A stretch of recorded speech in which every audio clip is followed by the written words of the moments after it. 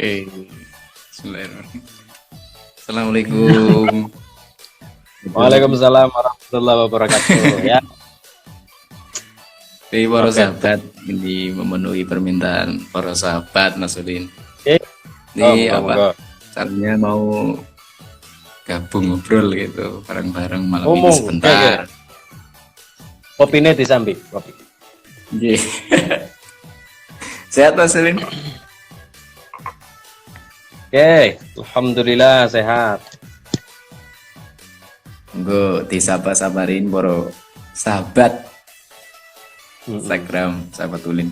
Oke ya, kau saya. Wah, Wah, ngagem kelambi sahabat Sahul. Sahabat Ulin. sahabat Sahul. Sahabat Tulin. Nah, bener. Ini kan ceritanya gini Mas Ustadz Ulin. Pak, apa sih ya? Mas Ulin gitu aja. Ya, Semalam kan Mas Ulin membawakan tema, yaitu temanya Semar Bangun Kahyangan. Itu kan betul. ada bahasa Jawanya ya yang belum ditranslate. Terjemahkan mungkin dalam bahasa Indonesia ini supaya masyarakat luar Jawa itu atau yang ada di luar Jawa, Jakarta, Bandung, iya masih Jawa sih ya, maksudnya di luar Ngapak pengen tahu gitu.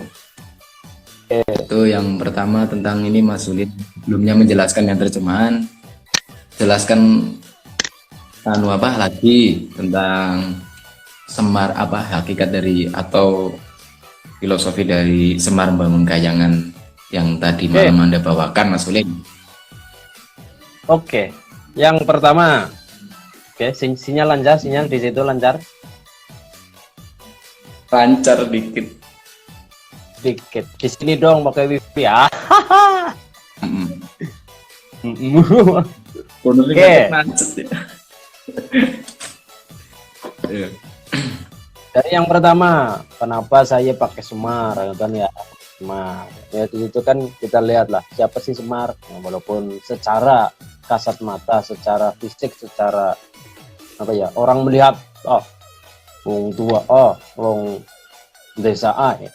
Tapi secara hakikat siapa Semar? Dia punya jiwa pamomong, para pendawa ikhlas walaupun pada dasarnya itu adalah titisan dewa, artinya punya, dalam arti di sini punya kelebihan, tapi tidak sombong. Dia lebih memilih sebagai pamong-pamong masyarakat, kan? Terus datang ke Semar. Kenapa saya pakai Semar? Ya mungkin karena satu memang sebagai pamong pendawa. Terus maknanya, kenapa si Puntadewa Ratu Ngamarta datang ke Semar? Kenapa nggak datang ke tukang sate gitu kan, makan-makan kan? Di sini juga ada maknanya sebenarnya datang ke Semar. Satu, kalau ada apa-apa datang ke orang tua. Wong tua lebih ngerti pengalamannya ya. Tanya. Ini. Ya. Wong tua ngerti pengalamannya, minta pencerahan. Karena antara pemuda dan orang tua itu harus jadi satu. Oke, anak muda punya ilmu, orang tua punya pengalaman. Sampai ada kalimat, nah kan kita jangan ada pada kalimat kita ngerti apa, nah, kan. Terus juga bisa bilang lah wong tua ngerti apa, ndak boleh. Anaknya harus saling melengkapi. Orang tua punya pengalaman, terus yang pemuda ya sebagai generasi, ya boleh dikatakan generasi sekolah, kan? Banyak media-media ya itu makanya di situ untuk datang ke Semar tukar kawruh lah dengan orang tua, sering tukar kawruh, kan?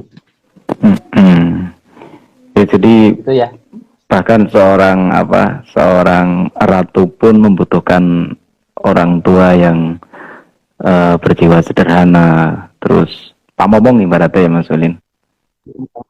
Momong. Nah, sulit tuh, momong sulit. Terus kan tadi udah apa si Prabu Puntadewa ya, itu ke Puntadewa. apa ke tempatnya Ismaya atau Semar, itu kan menanyakan kenapa kok Ngamarta bisa apa ke Taman Pagebluk gitu kan. Nah, Ya. padahal kan Ngamarta itu sebenarnya kan orang terdiri dari orang-orang yang apa sih gentur tapane gitu loh. Kenapa itu bisa terjadi? Ada apa wabah atau ada virus yang bisa atau pagebluk bisa mengenai negara Ngamarta tersebut. Oke. Saya pakai logika ya, gini ya. Sebuah desa, ya, sebuah desa dibangun oleh masyarakat. Kita tahu masyarakat Ngamarta, ya, masyarakat Ngamarta seneng gotong royong, ya, seneng gotong royong. Dengan gotong royongan itu, jadi negara yang luar biasa, ekonomi maju, sekolah banyak. Nah, semakin urusan dunia disibukkan oleh itu semua, masyarakat sibuk dengan urusan dunia. Sedangkan ujian itu kan tidak hanya sebuah kesengsaraan, tapi kan kesibukan juga jadi ujian. Ya,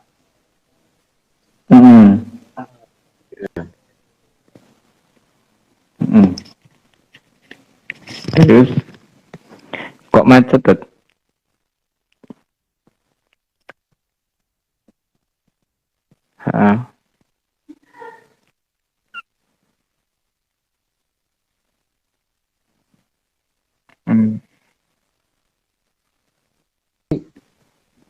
Dengan adanya negara yang maju, negara yang makmur, apakah mampu atau enggak membagi antara dunia karo akhirat?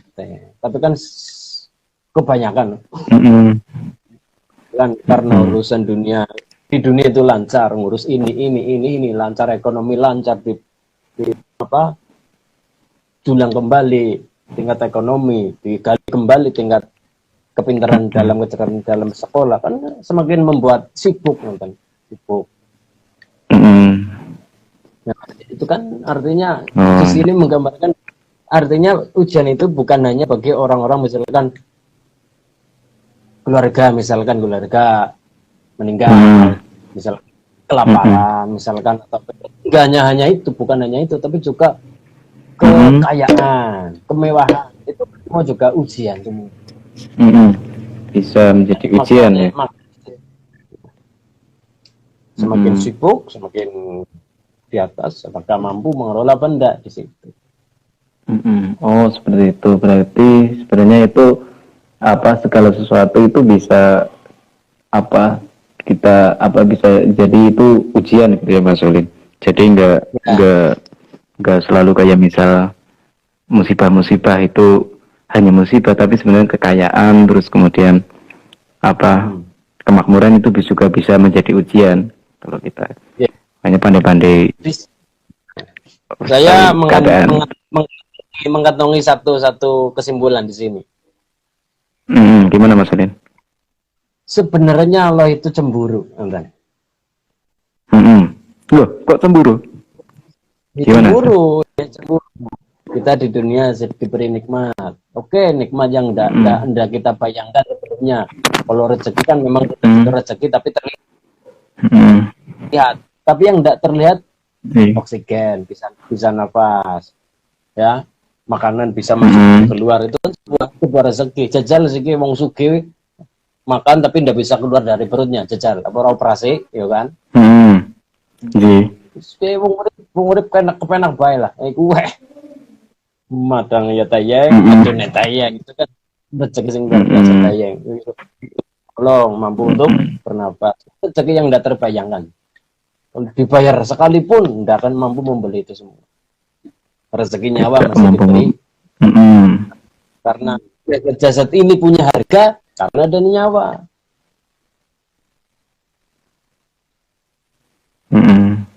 Sekarang ada orang, misalkan orang gagah pakai busana tel, pakai bintang sini, pakai embel-embel, pakai apa namanya jabatan. Kita kehilangannya apa ya? Harganya. Nah, itu artinya kita harga terbesar yang tidak mungkin bisa dibeli dengan benda harta. Oksigen, nyawa ini yang harus kita syukuri. Iya. Karena satu tabung oksigen pun mahal banget ya Mas Ulin. Ya kayaknya wong tongang kok. Nah ya makanya kita harus bersyukur yang diberi oksigen secara gratis dari Allah Subhanahu Wa Taala. Ya, itu karena Allah cemburu sudah diberi banyak. Kenapa malah ngurusi dunia? Oke, silakan sibuk dengan dunia, tapi jangan sampai mengesampingkan urusan akhirat. Kemudian itu.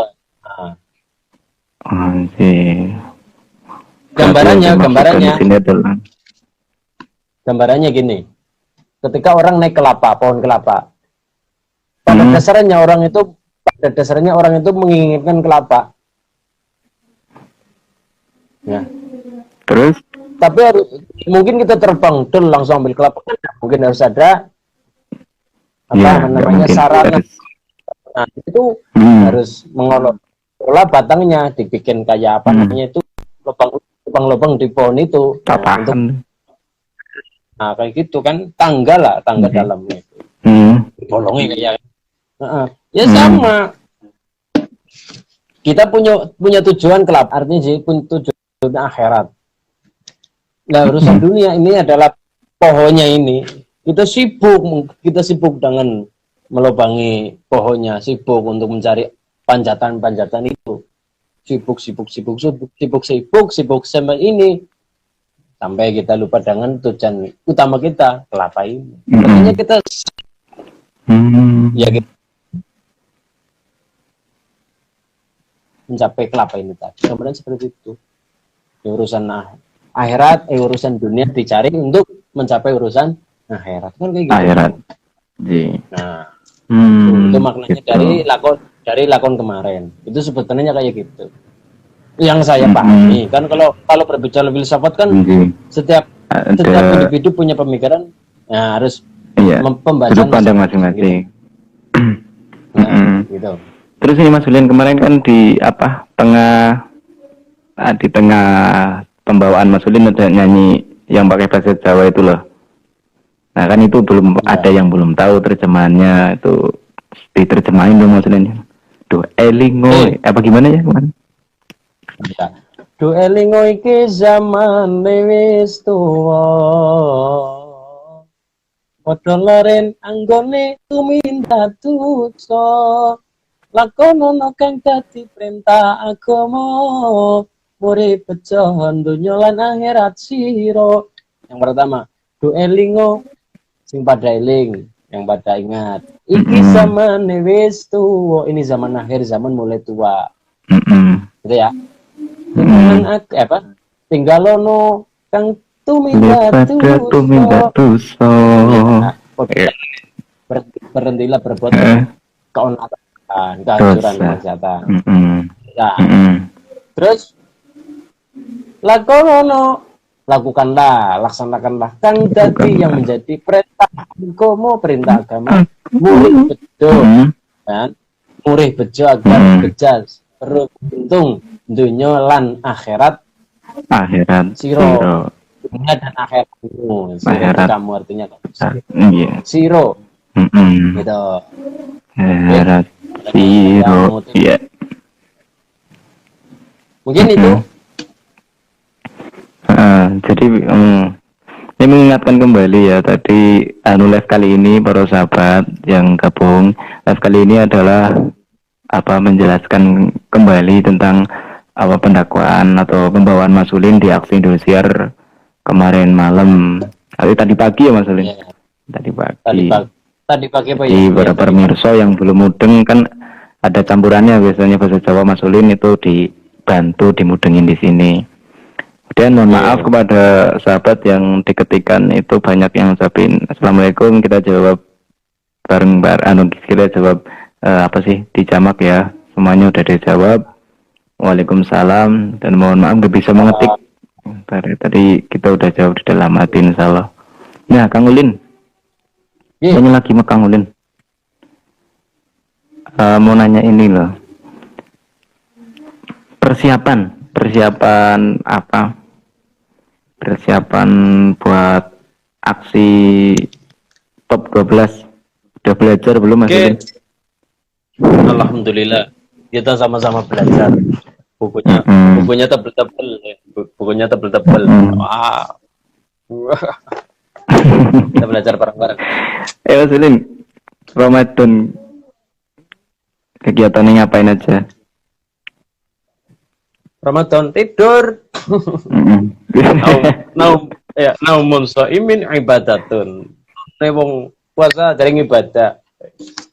Mm-mm. Tapi ibadah wong puasa itu turu. Ya, turun wong puasa kan ibadah. Tapi ibadah yang puasa Ada jangan ya? turu ini ya. Terus ini ada pertanyaan banyak Mas Ulin. Hei, Cukur kapan? itu orang Oktober, orang Ada yang banyak nih. mereka pangling loh. Ditunggu-tunggu. Jadi ketemu maning.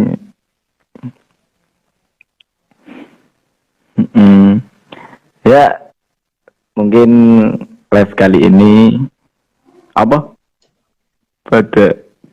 Iya, udah tutup lah. Ya begitu, para sahabat. Ini nanti live-nya bisa disaksikan kembali. Nanti akan kita bagikan. Ya Mas Ulin ya? Monggo. Oke, berarti percakapan kali ini cukup kita cukupkan, dan mohon maaf kepada semua sahabat Sahul apabila ada tutur kata atau perkataan dari saya atau yang disengaja maupun tidak, saya mohon maaf yang sebesar-besarnya. Terima kasih Mas Ulin. Sama-sama. Pesan terakhir. pesan, pesannya dong Mas Ulin untuk live kali ini apa? Apa ya? Ajaran melompat beda maning. Oke, jika tanganmu pendek untuk menolong sesama, tapi janganlah sampai lesanmu pendek untuk mendoakan sesama. Amin. Amin.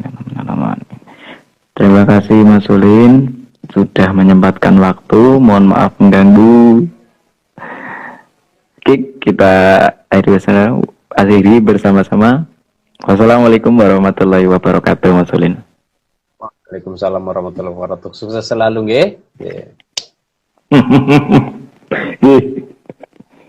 Turun. Assalamualaikum.